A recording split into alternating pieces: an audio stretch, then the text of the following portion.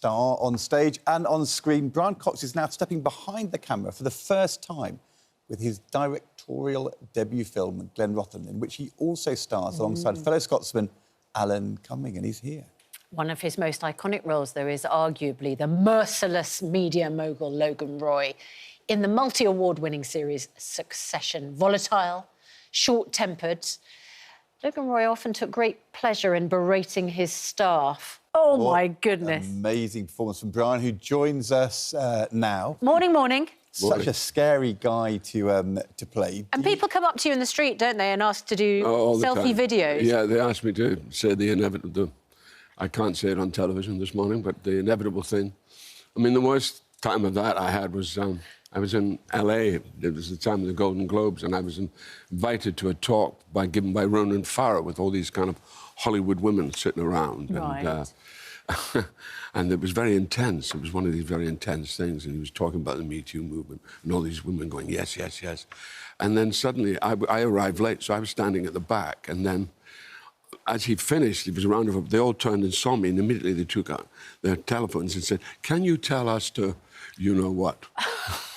And I couldn't believe it. I said, this is a Me Too meeting, you know. Yeah. You're asking a toxic male to tell you to, you-know-what? Something not quite right. Amazing. It's the case, isn't it, Brian, that rather like Maggie Smith, who had the role as Professor McGonagall in Harry Potter, and that meant that all of a sudden she became massively famous, despite the fact she had this huge amount... She'd been in a million things. Yeah. You had been in a million things, but it's Logan Roy... Oh, yeah. that means that you're stopped on the street. That's that's the price of privacy that you pay, isn't it? It is.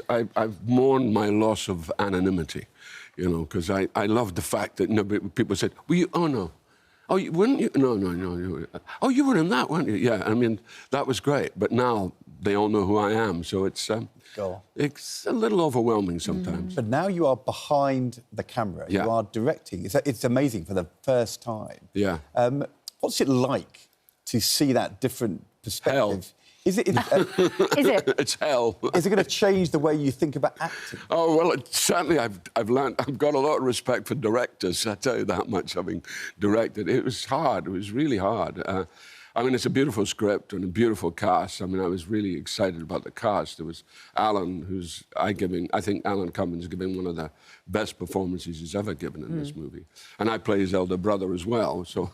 And, of course, it's very hard when you're acting and suddenly you've got to go and say, oh, yeah, by the way, I've got to look at it that way, you know, as a director. And it's tough. You know, my thing as an actor has always been, you know, I like the trailer. I like being in my trailer because I do what I do, but I don't have to think about anything else except what I do, because I never liked film sets. So because you look at... There's a lot of headless chicken activity going on film sets.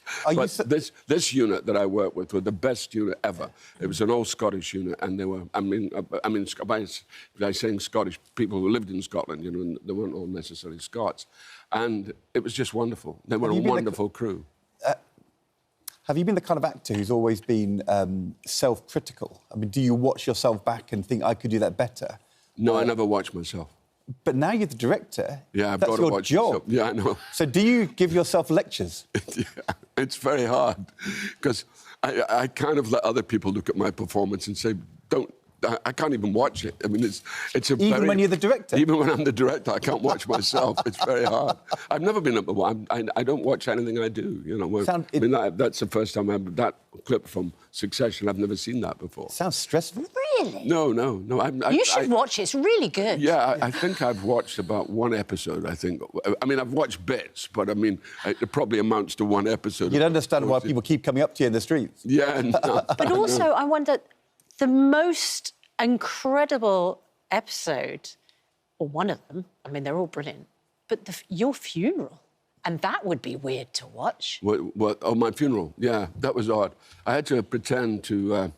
well, they had a very interesting thing about that, because they had a lot of paparazzi, and they were trying to think, whose funeral is it? So I was on my way to this church, because I thought I better go there so they don't think it's my funeral.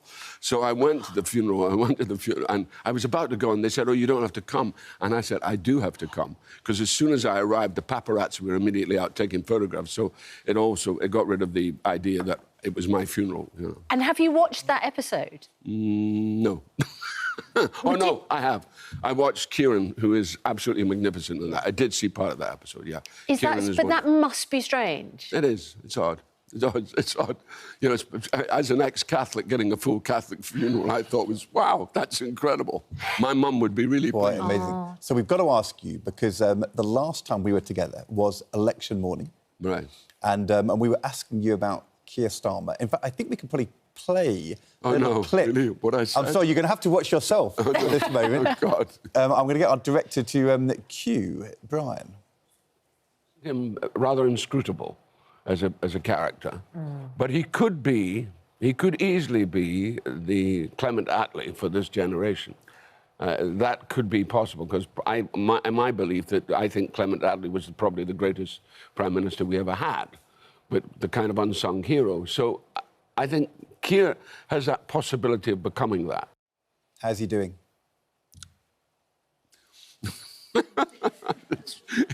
I'm sorry, it's very hard to say.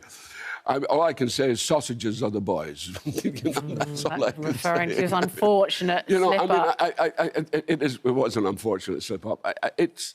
I think the problem is this winter allowance for the elderly. I mean, I just think that is a bad notion. To put another view... I mean, I do think he's inherited an impossible position from the Tories. But There's no just to question put about another that. view, with all due respect, you probably don't need the winter fuel allowance. No, I don't need it. No. No, but there are other people who do need it. But of course. Yeah. But their argument is a universal benefit goes to lots of people who can afford to pay their own energy bills. Yeah, but there is the kind of principle of the thing, which I think the elderly deserve, no matter what they've done. You know, I mean, you know, we've all paid our taxes. You know, we have all paid our taxes, no matter how. And the richer we are, the more tax we pay. That's What would we all... Clement Attlee have thought of this move? Well, Clement Attlee, I don't think Clement Attlee would have liked this move at all. I mean, he would have been a much more... Well, for instance, he would have been... Clement Attlee drove himself everywhere. Clement Attlee was the most extraordinary man. He wouldn't have needed, you know, freebies for his clothes or anything like that. You know, that would not have happened. You know. Can I ask you about Lewis Hamilton this weekend speaking very openly about mental health? Yeah.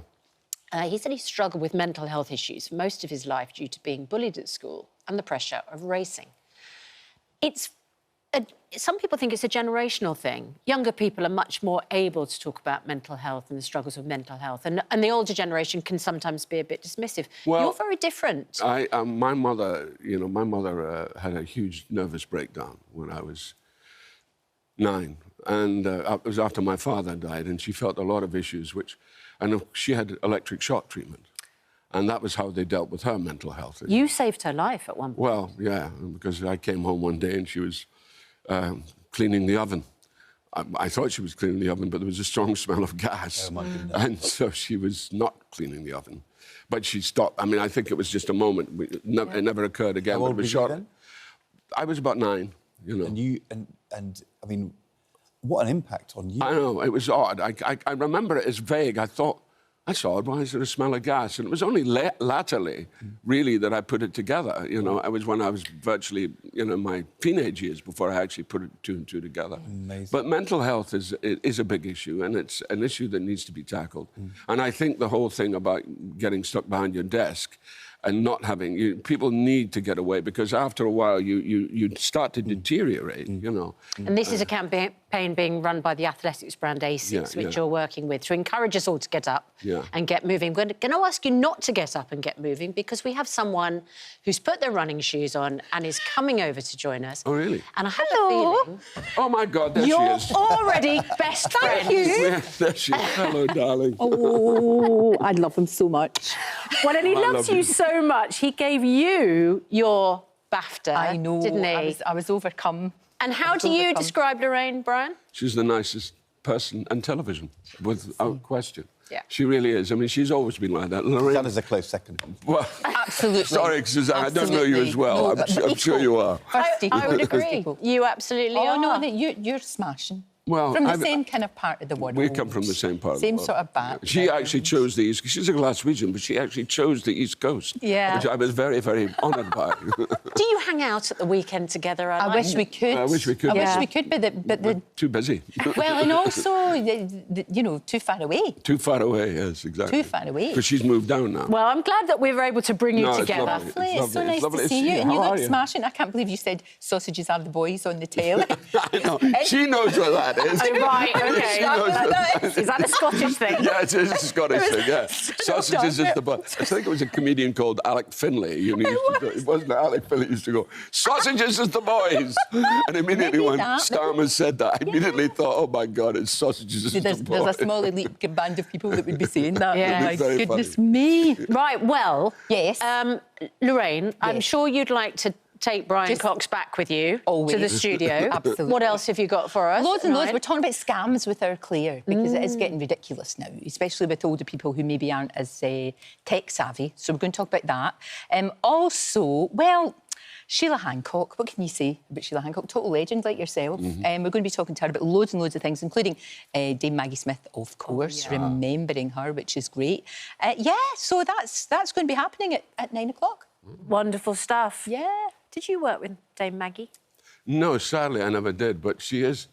I mean, she did many performances, you know, but a part that people would never have thought she would play was Desdemona in Othello. And she was the most wonderful Desdemona I've ever seen. And I remember that I was 18 when I saw that. Wow. And that was with Olivier, and that would never happen nowadays, No. a white man playing that part.